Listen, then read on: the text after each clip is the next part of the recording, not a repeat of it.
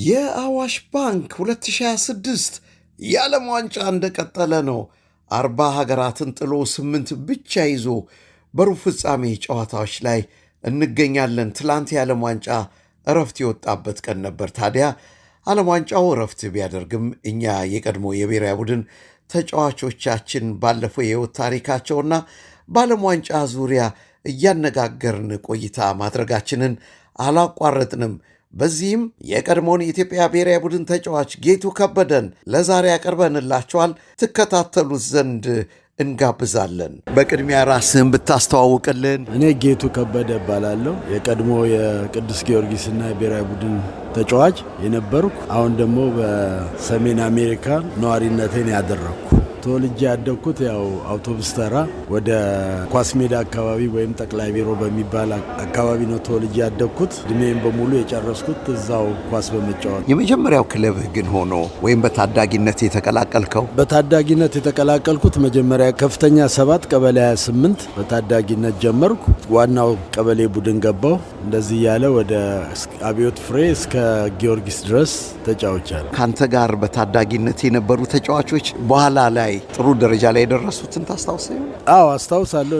ሰለሞን ቸርኬ አንድ አካባቢ ነው ያደግነው። ያው ኩያሞች ነን። እያሱ እኔው አሳየኝ የሚባሉ ድንቅ ተጫዋቾች ነበሩ ኳስ ሜዳ ውስጥ። ለውቅና የበቃው በቅዱስ ጊዮርጊስ የፊት መስመር ላይ ያለህ ነው። እንዲያውም ኮከብ አግቢ ሆነ ተሸልማል። አንድ ጊዜ አዲስ አበባ ኮከብ ጎል አግቢ፣ 2 ጊዜ ኢትዮጵያ ኮከብ ጎል አግቢ ተብዬ ተሸልሜያለሁ። ተሸለምኩት 2 ጊዜም ቱታ ነው።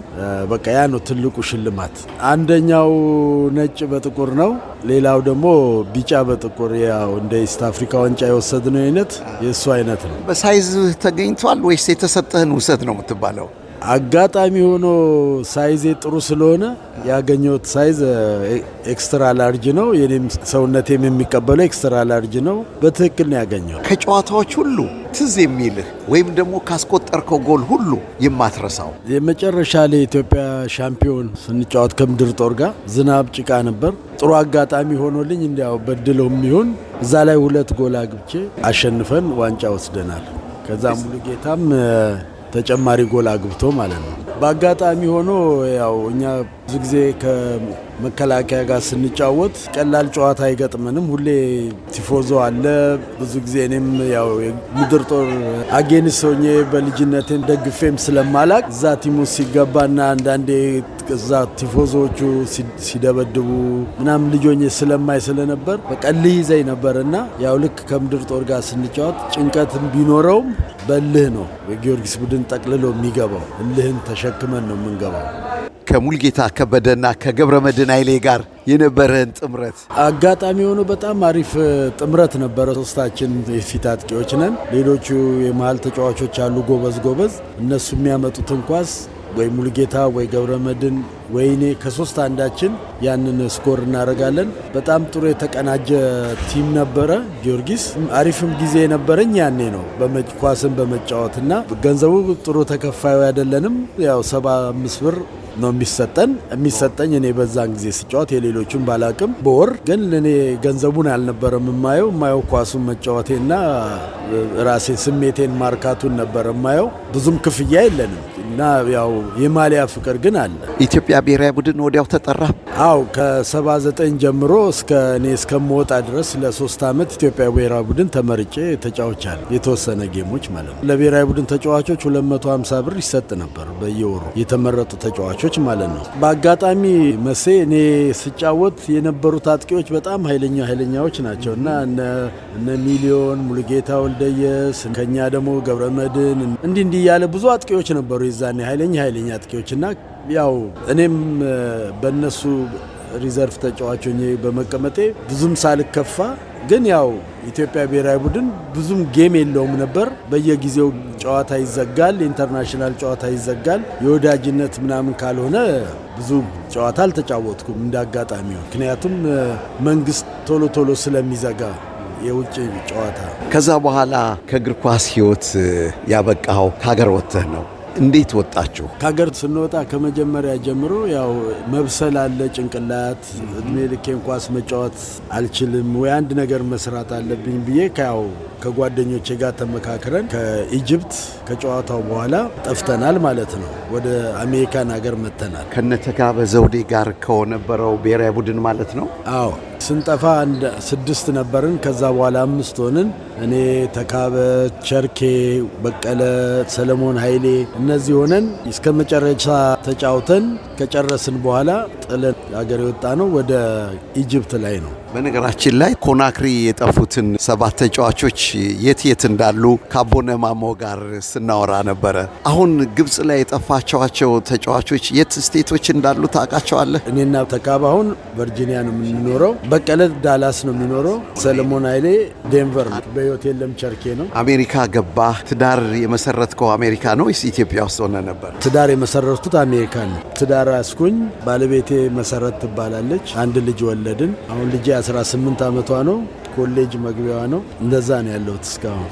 ወደ ኢትዮጵያ መጥተህ ነበር ጌትዬ እና እዛ ኑሮህን እዛ ለማድረግ ሞክረህ ነበረ። ምን ሆነ?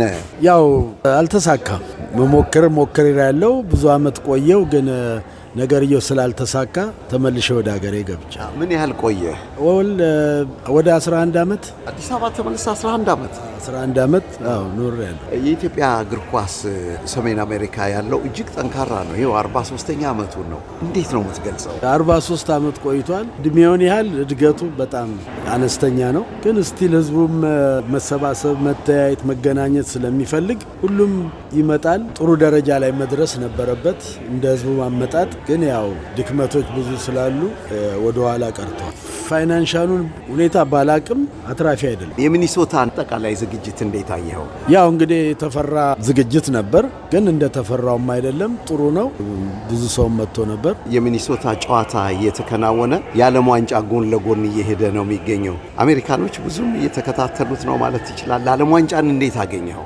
ዓለም ዋንጫን በጣም አሪፍ በሆነ መንገድ ነው ያገኘሁት። ያው ብዙ ያልመጡት ቲሞች ዓለም ዋንጫ ላይ አሁን ታውቀዋል። ታውቀው የማያውቁ አገሮች በዓለም ዋንጫው ላይ ታይተው ራሳቸውን እያስመሰከሩ ነው እና በጣም አሪፍ ውድድር ነው። መታየት ያለበት ነው ብዬ ነው የማስበው። ፊፋ ከ32 ወደ 48 ሀገራት ከፍ እንዲል አድርጓል። መብዛቱ ጥራቱን ይቀንሰዋል? መብዛቱ እኔ ጥሩ ነው መጥፎ ነው ማለት ከባድ ነው።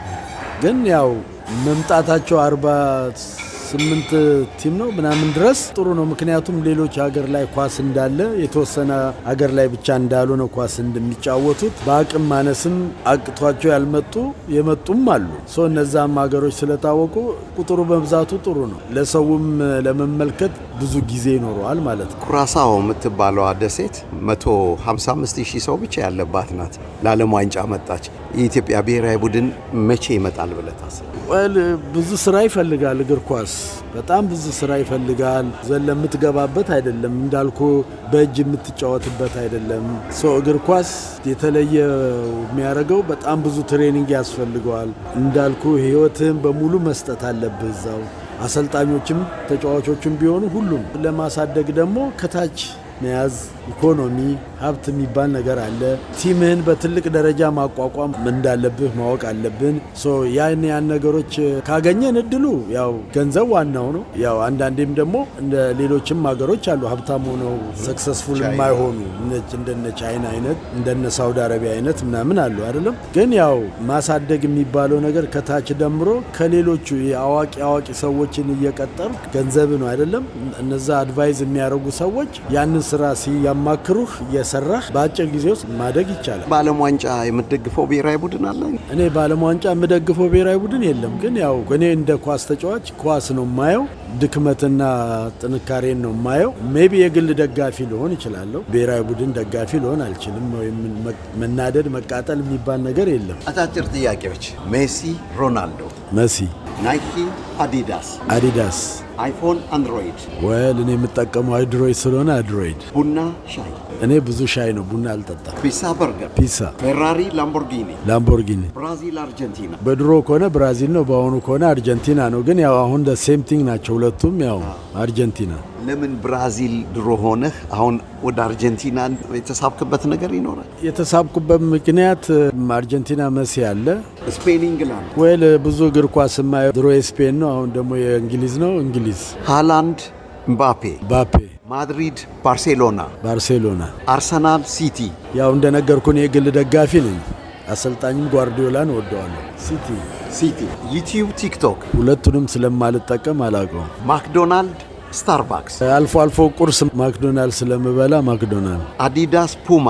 ስቲል አዲዳስ። ጣፋጭ ወይስ ጎምዛዛ? ሁለቱንም አልወስድም፣ ግን ያው ከወሰድኩ ጣፋጭ ነው የምወስድ። ምን አይነት ቀለም ያስደስታል? ዳርክ ብሉ።